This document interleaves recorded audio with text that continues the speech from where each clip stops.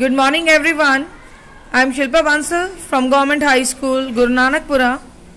In this video we are going to discuss the chapter number 13 of class 8th. Chapter name is Smashing the Glass Ceiling. This is a new chapter added this year. So let's concentrate on the chapter. I am going to read the chapter first and then we will do activity 1. In this video I am going to translate the chapter. So let's start. Didi, you still look the same.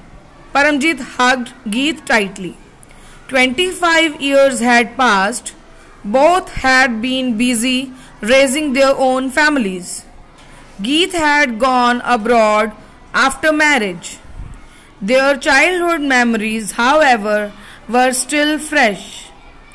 Paramjit's mother, a widow, had been a trusted house help at Geet's house, and Paramjit was lucky to be treated as their daughter by Geet's parents. Look at you, Paramjit. You seem to have done well in life. देखो ਇਹਦੇ ਵਿੱਚ ਆਪਾਂ ਨੂੰ ਕੀ ਦੱਸਿਆ ਗਿਆ ਹੈ। परमजीत जफ्फी पांदी है गीत नू जोर दी ते कहंदी है कि तुसी बिल्कुल सेम लग रहे हो। 25 years had passed मतलब 25 साल लंघ चुके हैं। दोनों ही आपदी फैमिलीज़ नू वड्डा करन लई मतलब बच्चों नू पालन लई उन्हां दी देख रेख विच बिजी रहीआं। गीत तां मैरिज तो बाद अब्रॉड चली गई सी। उन्हां दी मैमरीज़ जो बचपन दियां सी वो हले भी उहदे मन च फ्रैश सी। परमजीत दी मम्मा जो कि विडो सन मतलब उन्हां दे हसबैंड दी डेथ हो चुकी है, had been a trusted house help at Geet's house. हमेशा गीत दे घरे उन्होंने बहुत वधिया हेल्प की है। हैल्पर के तौर पर हमेशा यह जे रहे हैं जिन्हां ते पूरा यकीन किया जा सकता सी। Paramjit was lucky to be treated as their daughter by Geet's parents. Geet के पेरेंट्स भी परमजीत नूं आपदे बच्चों वांगू रखते सन। वो कहते कि look at you Paramjit, Paramjit आपदे वन्नी देख। You seem to have done well in life, बहुत वधिया जिंदगी विच तू कुछ किता लगता है। Geet had noticed Paramjit good clothes. Geet ने नोटिस किए कि परमजीत के बहुत सोहने कपड़े पाए हुए हैं।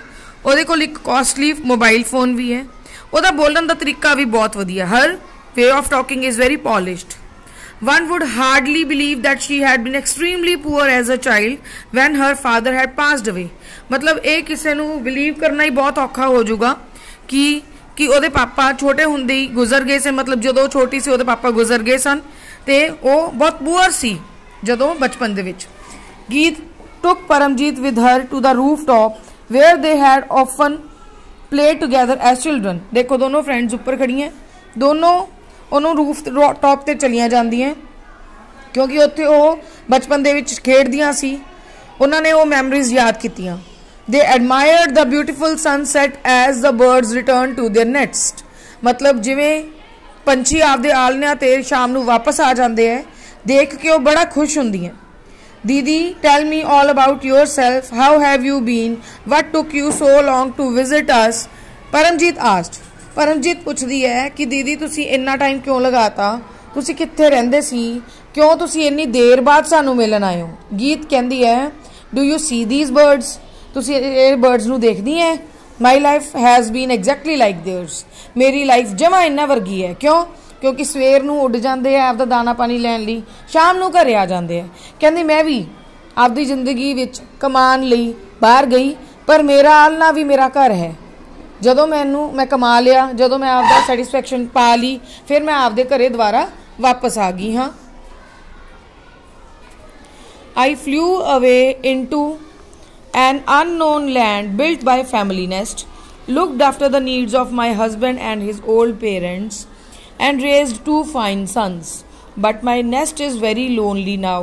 My parents-in-law have passed away and my sons have shifted out. My husband usually remains busy at work. कहंदे मैं जदों गई सी एक ਇਹੋ ਜਿਹੇ देश ਦੇ ਵਿੱਚ ਜਿੱਥੇ ਮੈਨੂੰ ਕੋਈ ਜਾਣਦਾ ਨਹੀਂ ਸੀ, ਮੈਂ ਉੱਥੇ ਆਪਦਾ ਇੱਕ ਆਲਣਾ ਬਣਾਇਆ। ਮੈਂ ਬੱਚਿਆਂ ਦੀ ਨੀਡਸ ਪੂਰੀਆਂ ਕੀਤੀਆਂ, ਮੇਰੇ ਹਸਬੈਂਡ ਦੀ ਨੀਡਸ ਪੂਰੀਆਂ ਕੀਤੀਆਂ ਤੇ ਉਹਨਾਂ ਦੇ ਪੇਰੈਂਟਸ ਦੀ ਨੀਡਸ ਪੂਰੀਆਂ ਕੀਤੀਆਂ। ਪਰ मैं ਆਪਦੇ ਬੱਚੇ भी पाले 2। पर हुण मेरे बच्चे शिफ्ट हो चुके हैं, मेरे हस्बैंड काम ते लगे रहंदे हैं, मेरे father in law mother in law हुण मर चुके हैं। इस करके मेरा हुण घर बहुत खाली खाली हो गया है। दीदी you also must be working right. तुसी भी काम करते होंगे। I still remember you as a class topper in studies as well as sports. तुसी तो बहुत इंटैलीजेंट सी, स्पोर्ट्स दे विच भी ते स्टडीज़ दे विच भी बहुत वधिया नंबर्स भी लैंदे सी, मैडल्स भी लैंदे सी। Medals and awards won by you are kept on that huge wooden rack. उस लक्कड़ दे रैक ते तुहाडे सारे मैडल रखे हुए है। परमजीत ने कहा no I was not allowed to work after marriage. कहते नहीं, विआह तो बाद मैनू काम नहीं करन दिता। मेरे हसबैंड ने ते उन्हां दे पेरेंट्स ही काम करते सी। गीत ने बड़े ही अफसोस दे नाल कहा, रिग्रैट हुंदा अफसोस। Now tell me your story Paramjit, what have you been doing. तू की करदी रही इन्ने सालां दे विच, तू मैनू आपदी गल सुना। I could barely finish high school when my mother caught arthritis. Arthritis हुंदा है गठिया होना। कहते मैं तो हले हाई स्कूल फिनिश भी नहीं किया सी जदों मेरे मम्मा नूं गठिया हो गया सी। I had to work during the day to earn money for her medical treatment. उन्हां दी ट्रीटमेंट लई मैनूं काम करना पैंदा सी। बट दीदी your parents have always been kind to us. पर तुहाडे पेरेंट्स ने हमेशा साडा साथ दिता। They also got me to attend evening classes run by charitable agency. जेड़े मतलब दानी सज्जन हुंदे एजेंसीज बनिया हुंदियां है, उत्थे उन्हां ने मैनूं इवनिंग दे विच क्लासिस अटेंड करन लई भी एडमिशन दवाई। The agency helped me set up a small business of my own. Paramjit spoke proudly, मतलब बड़े मान दे नाल कहा कि उस एजेंसी ने मैनूं छोटा जिहा काम भी करवा के दिता। What kind of business exactly ask गीत ईगरली। बड़े उत्सुकता दे नाल गीत ने पूछा की काम, मैनूं सही तरह दसी की काम करवाया सी। The agency trained me in computer and internet skills. Agency ने मैनूं कंप्यूटर सिखाया, इंटरनेट सिखाया। I also learned desktop publishing. मैं डेस्कटॉप पब्लिशिंग भी सीखी। ਇਹਦਾ मतलब ये ਹੁੰਦਾ है कि using a small computer and a machine for printing to produce books and magazines and other printed materials. मतलब कि एक मशीन नूं जो कि प्रिंटिंग के लिए यूज़ होंदी है, ਉਹਦੇ ਵਿੱਚ ਉਹਨਾਂ ਨੇ बुक्स वगैरह बनदियां, मैगजीन्स बनदियां, मतलब उन्होंने प्रिंटिंग करनी भी सिखाई। The agency also taught money skills and open my bank account. उन्होंने ये भी दसिया कि पैसा किवें कमाना है, तो बैंक अकाउंट भी खुलवाया। एंड हमेशा उन्होंने मेरा बिजनेस खोलने के लिए उन्होंने मैनू एक लोन भी पास करवाने विच हेल्प की। I made use of growing online work opportunities right from this home and neighbourhood. मैं आपदे आंढ गुआंढ दे आपदे घर दे विच ही बहुत वधिया ऑनलाइन काम ही करती सी। Today my shop serves customers like panchayat, government offices, local colleges and schools. अज मेरी दुकान ते सारे काम किए जाते हैं, जोड़े सरकारी काम होन, पंचायत के काम होन या फिर लोकल जोड़े कॉलेजेस या स्कूल्स है, सारे काम मेरी दुकान ते आके करवाते हैं। I design posters and visiting cards for them. मैं उन्होंने पोस्टर्स भी बनानी है, विजिटिंग कार्ड्स भी बनाए जाते हैं, पैम्फलेट्स भी बनाए जाते हैं। My shop also provides photography services. मतलब फोटोग्राफ्स भी असी करते हैं, चाहे उन्होंने फोटोशॉप करना हो, चाहे फोटोग्राफ्स खिंचने होन। It even helps the local people with Aadhaar registration, booking online tickets and banking and more. मतलब सारा ऑनलाइन काम वो सीख चुकी सी। वो कहती कि मैं असी बुक भी टिकटां भी बुक कर दिंदे हैं, आधार की रजिस्ट्रेशन भी करवा दिंदे हैं, बैंकिंग के होर जिहड़े काम है असी वो भी करते हैं। Did you do all this on your own. गीत वॉज इंप्रैसड विद परमजीत सक्सैस। ये सारे काम तो खुद कर दी है। गीत बड़ी खुश हुई कि तू इन्नी इंटैलीजेंट है। नॉट ऑन माई ओन दीदी, नहीं नहीं दीदी मैं कल्ली नहीं करती। I started this business with 4 more women partners. मेरिया होर 4 सहेलियां है जिहड़ियां कि पार्टनर्स है मेरे काम दे विच, all trained at the same agency. चारां नूं ही सेम एजेंसी दे विच ट्रेन किया गया सी। But slowly I bought the entire business from my partners and became the sole owner. ते पर हौली हौली मैं उन्होंने सारिਆਂ तो बिजनेस खरीद लिया तो मैं कल्ली मालकन बन गई।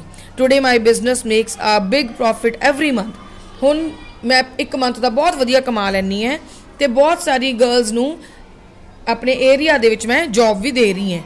Everyone here respects me as a role model. सारे मैनू बहुत वधिया तरह रोल मॉडल समझ के मेरी रिस्पैक्ट करते हैं। What about your children, who takes care of them. Geet ने पूछा कि फिर तेरे बच्चों का किवें सरदा है, उन्हों दी ध्यान कौन रखता है। कहते I have been blessed with a helpful husband and loving parents in law. मैनू मेरे mother in law, father in law बहुत वधिया मिले है, हसबैंड भी लविंग मिले है, हेल्पफुल मिले है। Even my mother stage with me. मेरे मम्मा भी मेरे नाल रहिंदे हैं। असी सारे काम इकट्ठा करते हैं, कुकिंग भी करते हैं, बच्चों भी इकट्ठे टीम वजों पालते हैं। परमजीत बड़े कॉन्फिडेंस दे नाल कहंदी है I am so proud of you my dear friend. Geet कहंदी है परमजीत नूं आपदे हथ tightly can you give me something to do, मतलब कि पूरे खुश होके कहंदी है कि मैनू तेरे ते बहुत माण है। दीदी कहंदी मैं की तेनू कुछ दे सकदी है, कहंदी you must be joking, how can I ask a post graduate like you to work for me, मतलब यह है कि की तू मैनू थोड़ा जिहा काम देंगी। कहंदी तुसीं मैनू शर्मिंदा ना करो, तुसीं पोस्ट ग्रेजुएट हो, तुसीं मेरे तो की काम लै सकदे हो। You have earned the highest qualification through your work and set up a successful business. Your journey is an inspiration for so many girls. गीत explained कहंदी गीत कहंदी तू इन्नी वधिया आपदी स्टडी कीती, फिर तू बिजनेस नू संभालिया, तू सारिਆਂ ਲਈ इन्नी इंस्पिरेशन है, मतलब लोग तेरे वाल देखदे है कि साडी कुड़ी भी इह जी होवे। दीदी then I shall need your help to grow my business abroad. अच्छा दीदी फिर तुसी आए करो अपना बिजनेस आप अब्रॉड भी फैलाने हैं, मैनू थोड़ी हेल्प की लोड़ पऊगी। You can tell and write stories about a small group of women working here.